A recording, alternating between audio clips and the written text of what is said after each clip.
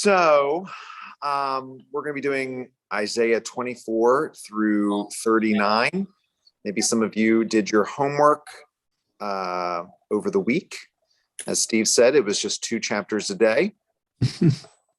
And if you did, my guess is as you went on, you might have felt like it got, because I think it does a little bit, particularly at the very end, the last few chapters of this. So last week I said that there were, between the 1st and the 27th chapters of Isaiah, there are 3 sections. The first 12 chapters deal with Isaiah's prophecies specific to Judah. And then 13 to 23 is what we did last week, which is the toughest part of Isaiah. If you made it through 13 to 23, everything else is going to sort of feel downhill because it is hard. Prophecies to the nations that directly surrounded Judah, and then the nations that surrounded them, but were even sort of off the map. And then today we're going to start with this 3rd section. It's a much smaller section, and it's the prophecies to, for, about, against the world. And so there is this like opening aperture that starts with one nation surrounding one city, and then going out into the world. I will note, and we'll see this a little bit in the prophecies for against the world, is that in English, we typically think of world as synonymous with earth, like something's worldwide, then it's, around the earth. But the ancient words that differentiated earth from world had a larger connotation than earth. It's easiest to see in New Testament Greek, where the word that is most often translated world is, anybody know? Remember. What is it? You don't remember. Okay. Like, oh, what? That said ethos, right? What is it? Ethos. That said ethos. That's not what I'm thinking of. All right. Oops, sorry. That's okay. It's a good word too. I'm thinking of the word cosmos. Yes. Oh, okay. That's bigger than the world usually. John 3:16, for God so loved the cosmos, the world. And so when we see that word thrown in there, then we can realize, that is, we are talking about something a bit larger than what's on the other side of a globe. So here's a little flavor of this, the prophecies. We're going to start with the prophecies against the earth. Yahweh is laying waste to the earth and making it desolate, twisting its surface and scattering its inhabitants. It will be as people, so priest, as servant, so Lord, as maidservant, so her mistress, as buyer, so seller, as creditor, so borrower, as lender, so the one to whom he lends. The earth will be totally wasted. It will be totally plundered. So you can see it's about people, right? As people, as priest, as Lord, as servant, as maidservant, as mistress, etc. But it's also about landscape. The surface will be twisted. You can contrast that with some of the nicer bits of chapters 1 through 12, where the high places are brought low and the low places are brought high, where everything is sort of brought level for easy traversing. Here, instead of bringing things level and nice, things are being twisted. On that day, Yahweh will attend to the army of the height in the height, and to the kings of the earth on the earth. So here we're talking about like heavenly forces and earthly forces. They will be gathered as a gathering, as captives in a pit. They will be imprisoned in a prison, but after many days will get attention. The moon will be confounded. The sun will be disgraced because Yahweh of armies will have begun to reign. Again, very obviously, this is not just the earth, because now we're talking about specific heavenly bodies like the sun and the moon. And so this judgment doesn't have a pinpoint aperture. It's got a very wide one and affects the cosmos as a whole. On that day, Yahweh will attend with his sword, tough and big and strong, to Leviathan, the fleeing serpent.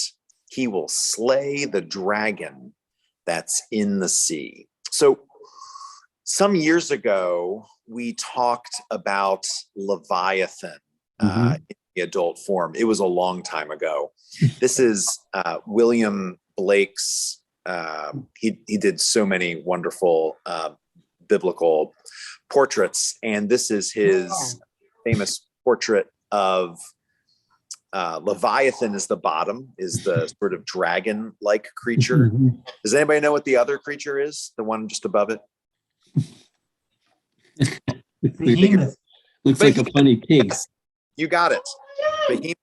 Behemoth and Leviathan. Leviathan, we meet Leviathan several times in the Psalms, most prominently in the book of Job, and here maybe in the book of Daniel as well. It was seen as this creature that lived in the sea, but it also represented the chaos of the world. The chaos that God is able to bring order to. You can think of the story of creation in the first chapter of Genesis, where God is not just creating things out of whole cloth, but God is also ordering, right?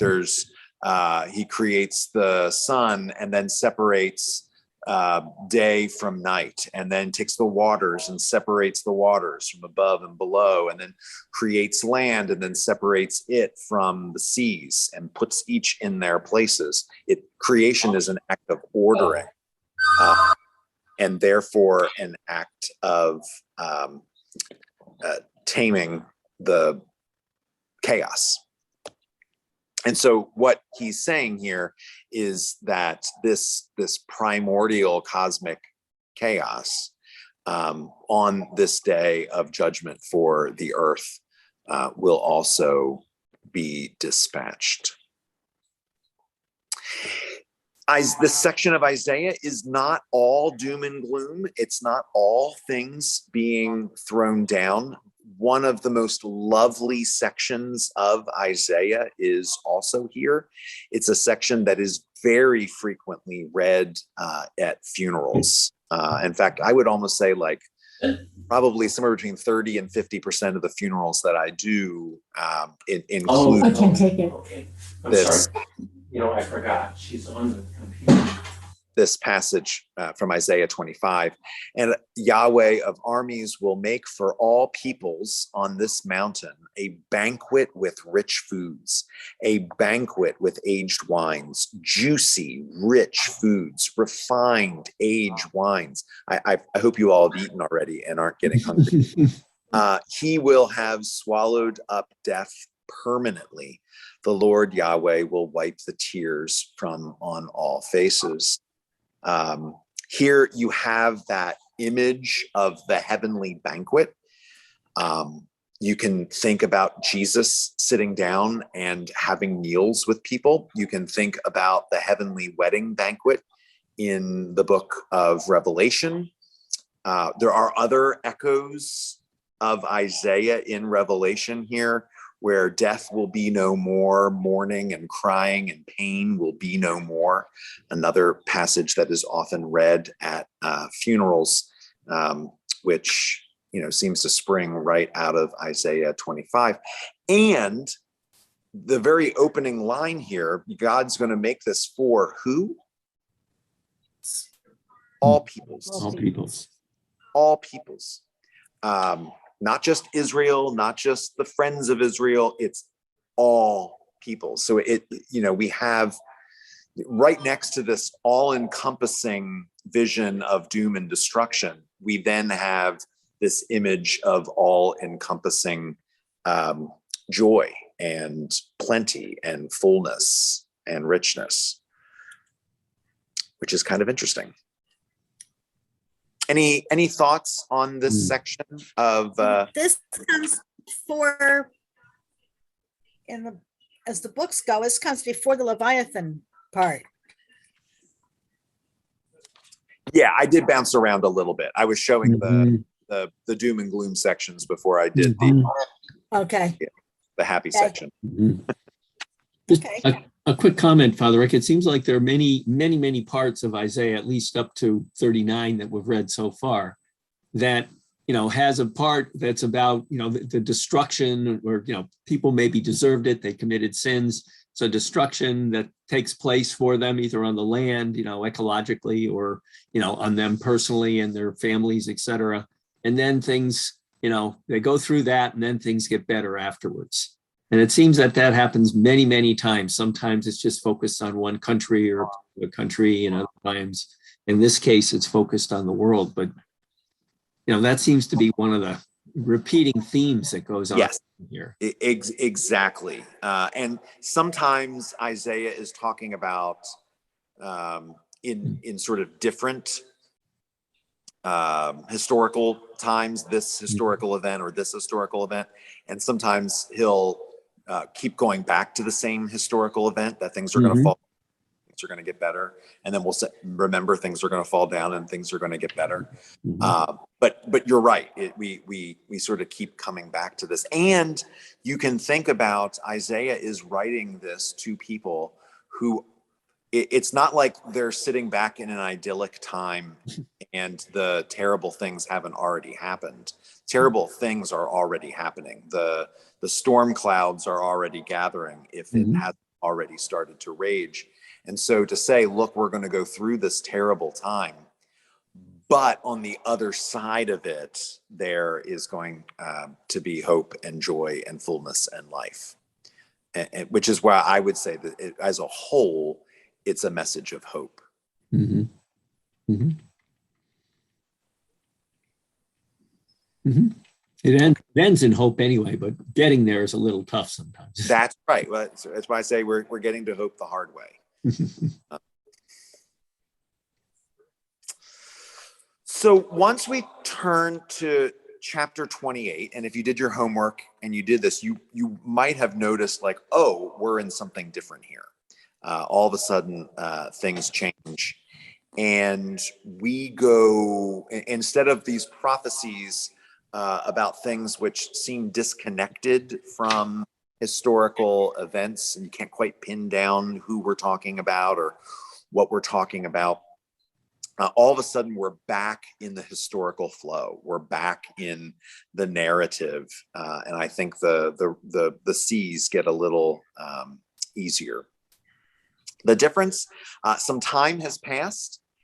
In the early chapters of Isaiah, we were dealing with Ahaz and the situation of Israel and Aram trying to bully them into an alliance against Assyria. That's all gone now. That's happened and it's over. And Ahaz is gone, and now King Hezekiah is on the throne. And Assyria had eventually destroys Israel in 721 BC, the northern kingdom. It destroys Aram. It destroys a bunch of other nations around it. It does become the largest empire the world has ever known up to that point, eventually when it conquers Egypt. And so because it's conquered just about everyone, Judah is sitting there going, oh, we're next. If they're on, about empire building, then we're the next ones on the block that are about to get taken out and subsumed into Assyria. And so what do you think Hezekiah wants to do?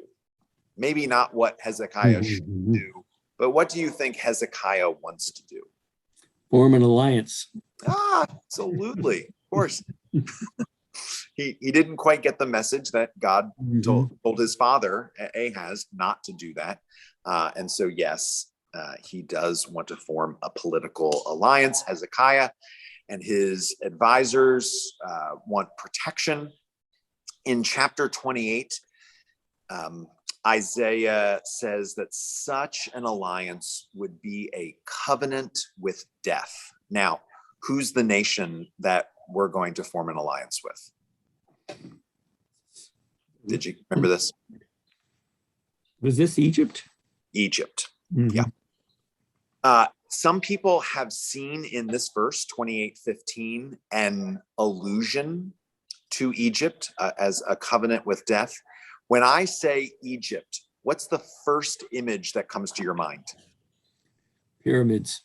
Pyramids, right? Like, obvious. And what are pyramids? Stone. Tombs. Tombs. Tombs. Yeah. Tombs. They're big king graveyards. Tombs. Right. Egypt had their religion was incredibly preoccupied with death. I mean, you know, you don't have to be an Egyptian scholar to have heard of the Egyptian Book of the Dead, or to know of the myths that they had about, you know, the boats that would take you down into the underworld and all of that. They were really into death. One of their gods was the god of death called Mot, and Mot is a related word to the Hebrew word for death. So when Isaiah says this is a covenant with death, he might be making a play on words, because everyone knew that Egypt had a thing for death. Interesting. So Judah sends ambassadors to Egypt. It's a costly diplomatic mission. They go down to southern Egypt. They go deep into Egypt on the bottom tip of the Nile Delta, but it's going to fail. In Isaiah 30, verse 7, in another sort of twist of words, Isaiah calls, I'm sorry, that's wrong. It should be Isaiah calls Egypt Rahab sitting. Who's Rahab? Oh, she was the slave that saved Jericho. Sure.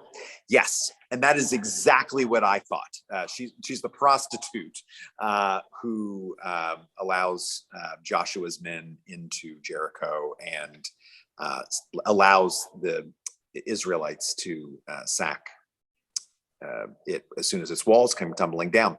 That's not this Rahab, though. And when I first read it, I thought it was that Rahab too. It's a different Rahab. This is another name for Leviathan. So he's bringing back the Leviathan imagery of before, and by calling it Egypt, you know, Leviathan sitting, it's like the crouching tiger. It's like the beast that's about to be awakened, and everything's going to fall apart. The officials in Jerusalem, this is one of the things that really ticks Isaiah off. They go to the temple and they're praying and they're prostrating and they're bringing their offerings. They're making a good show about, you know, like this is all about God, but obviously they have not attended to what God wants for them, because God does not want them to get into an alliance.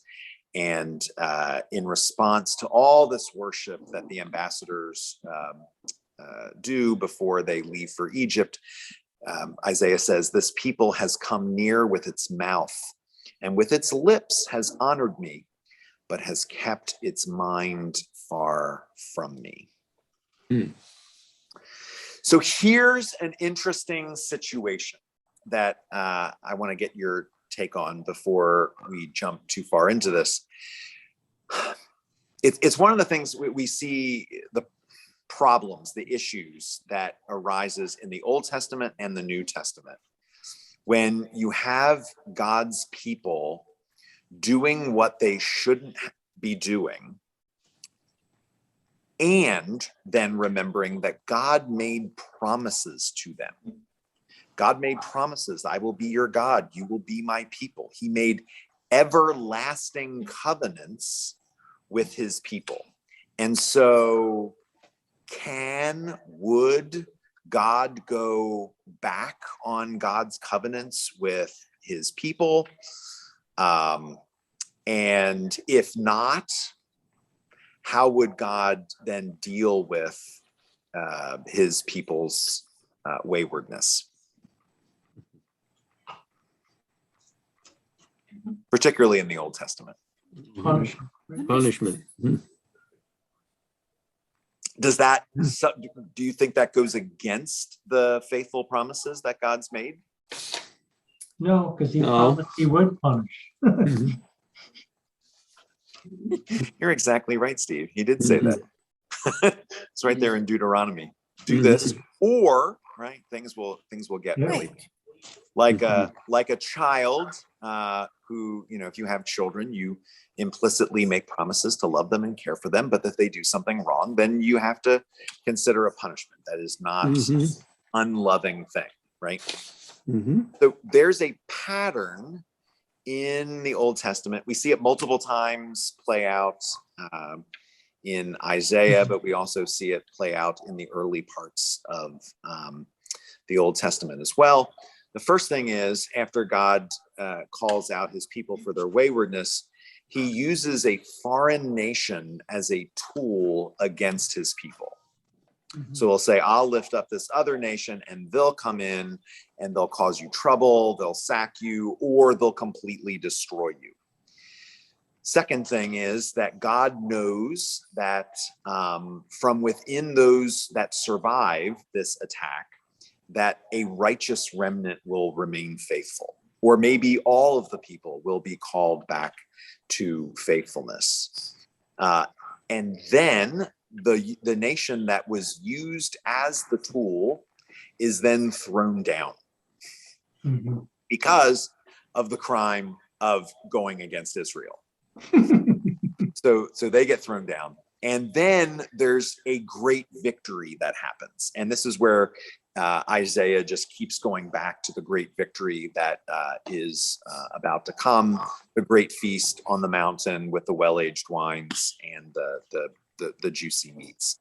So this happens multiple times and in multiple levels of severity. We're going to be dealing with one that was pretty severe, but not as bad as it could be, and not as bad as it would be about 100 or so years later. So Isaiah 28 through 33, this is the next series. We're going to go through this kind of quickly tonight. 28 through 33 is a section of 5 prophecies that John Goldingay calls the 5 Hey prophecies. Some of your Bibles, they might say, woe to, Woe or to you. woe to you, right. John Goldingay says that the word doesn't mean woe. It's not even a word of warning. It literally is, the Hebrew word there is a word just to get somebody's attention, like hey. So he calls them the 5 Hey prophecies. There's a short 2 chapters on disaster and renewal, which we'll get to.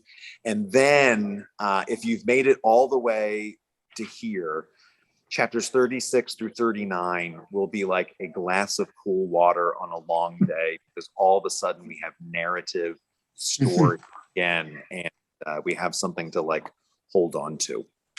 So there are the 5 Hey prophecies. There's one in chapter 28 and one in chapter 29 that are against Judah, where Judah are called drunks, and then they're called blind, as if they're out of their mind. They don't know what's going on, and they're unable to see the things that God has for them to see. In chapters 30 and 31, they are also Hay prophecies against Judah, but specifically about the collaborators, the ambassadors that go down to the Egyptian Nile. And then the last Hay prophecy is against Egypt itself. I'm going to speed forward and just read a few verses of the third and fourth Hay prophecies, because I think you'll see the connection to the history that I just talked about.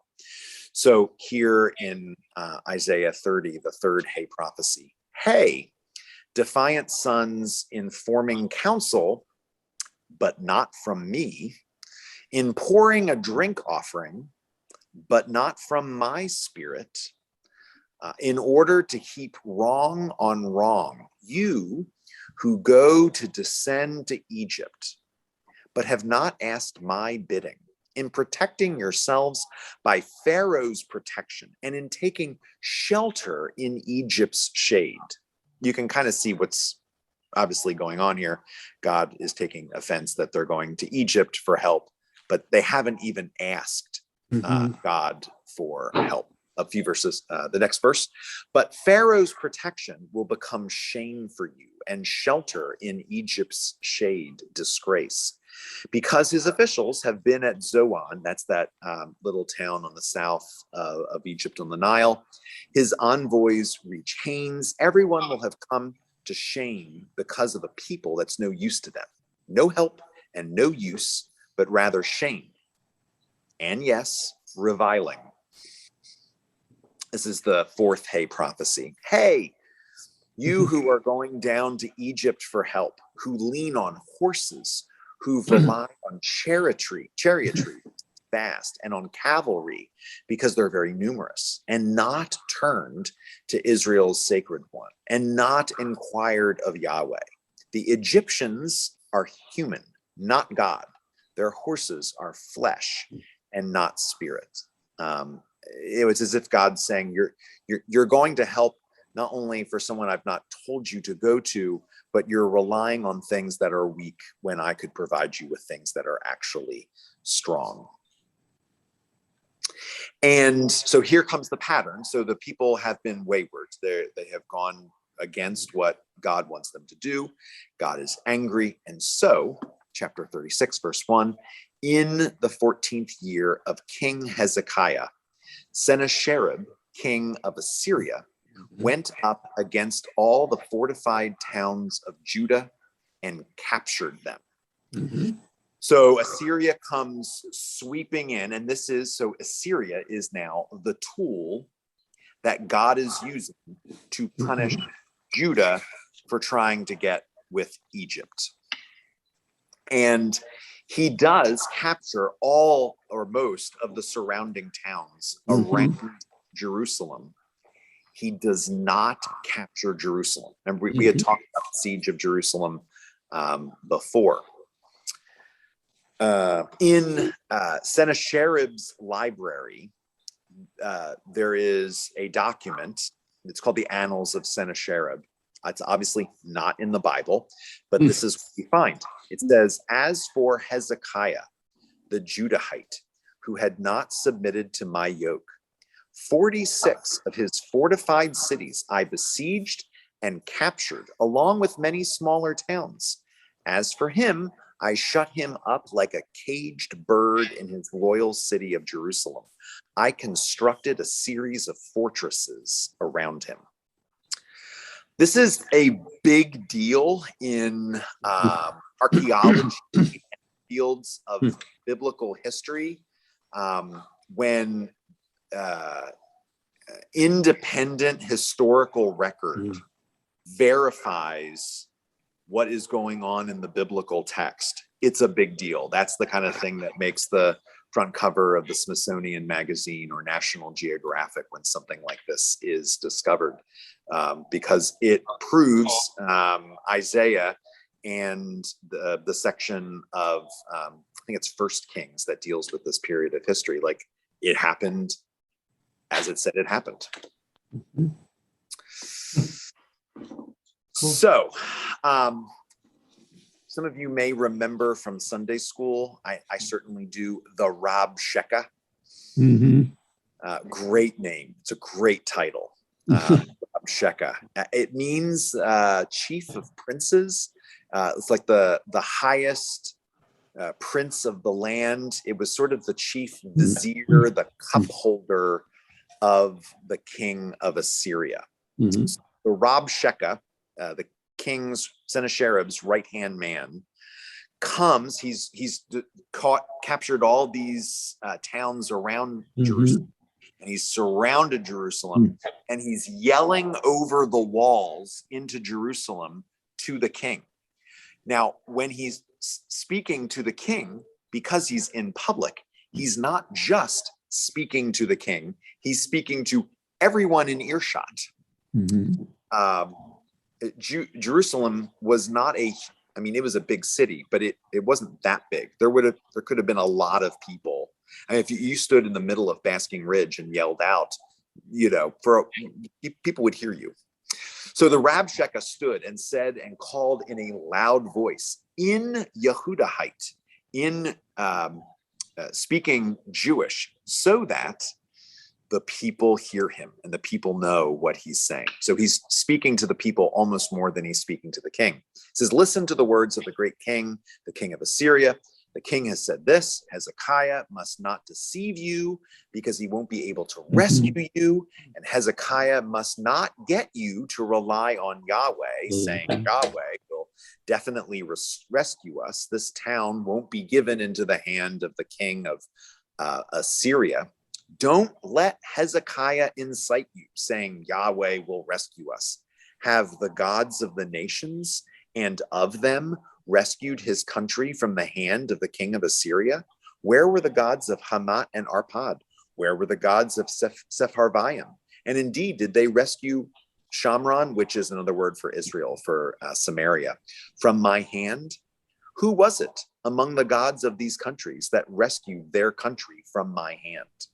He's like, we've been tearing through and taken up nation after nation, including your good friends in the northern kingdom of Israel. No one else's gods have stopped us. What makes you think that Yahweh, your God, is going to be able to stop you? So King Hezekiah's servants came to Isaiah. Yeshayahu is Isaiah. And Isaiah says to them, you're to say this to your Lord, meaning Hezekiah. Yahweh has said this. Don't be afraid. Every once in a while, probably like once a month, I'll ask, what's the most often repeated command in the Bible? Don't be afraid. Don't be afraid. And here it is. Yahweh has said this. Don't be afraid.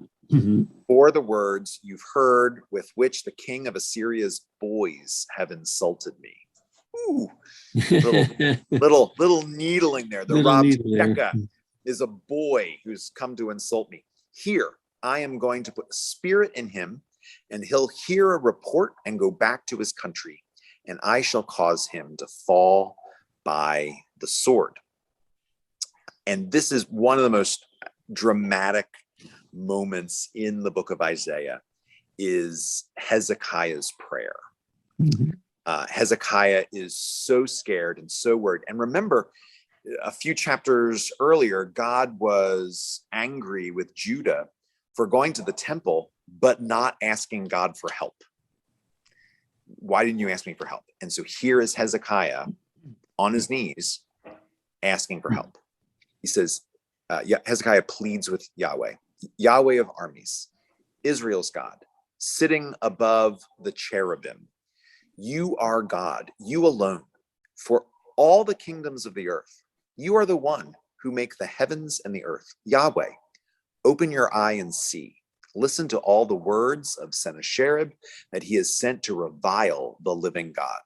Truly, Yahweh, the kings of Assyria have put to the sword all the countries and their own country, and put their gods into the fire, because they were not gods, but rather the making of human hands, wood and stone, and they obliterated them. This is where, sort of like where the Rab Sheka was saying that, that none of the other gods saved them. Assyria goes in, they conquers they conquer a nation, they take their idols and they throw them into the fire. But now, Yahweh our God, deliver us from his hand, so that all the kingdoms of the earth may acknowledge that you alone are Yahweh.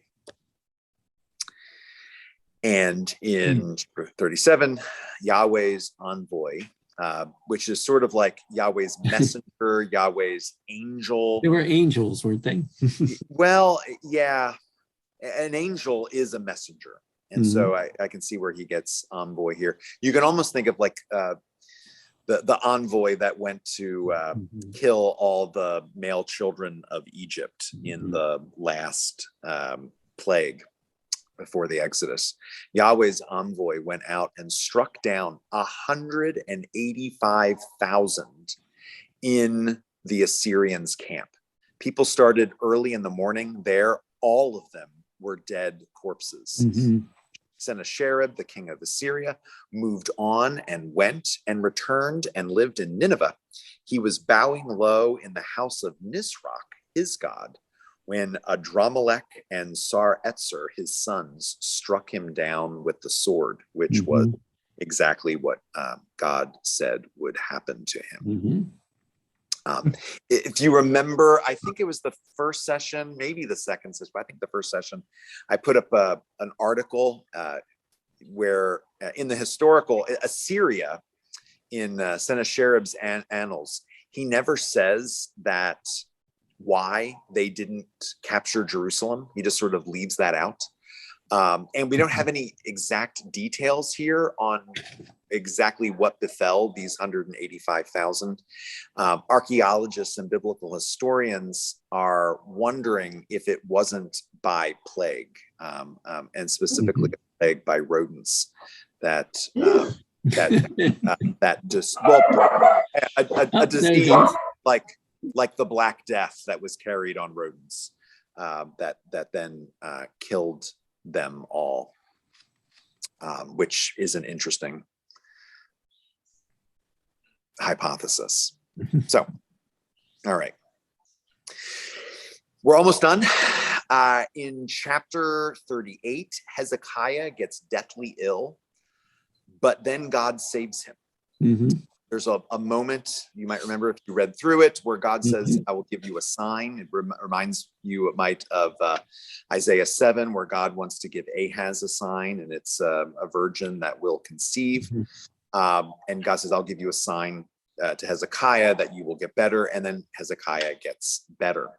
In chapter 39, after all this that's gone on, this is like, it's so terrible. It's funny. He lets a group of ambassadors from Babylon to come to Jerusalem to see its treasure. Now, this is before Babylon is a world power. At this point, Babylon might have been more powerful than Judah, but it's not a huge player on the geopolitical field. It will eventually be so, but it's not yet. But he ends up showing them all of his treasure because he obviously wants to show that he's worth protecting. He's worth making an alliance with, because he can make it worth Babylon's while. So in Isaiah 39, Isaiah, Yeshayahu, the prophet, comes to King Hezekiah and says to him, "What did these men say? Where did they come from to you?" Hezekiah said, "From a far country. They came to me from Babel." He said, "What did they see in your house?" Hezekiah said, "They saw everything that's in my house. There wasn't a thing that I didn't let them see in my storehouses." You can almost see like a very naive Hezekiah here. Like, what's the problem? Like, I don't, why would this be a big deal at all?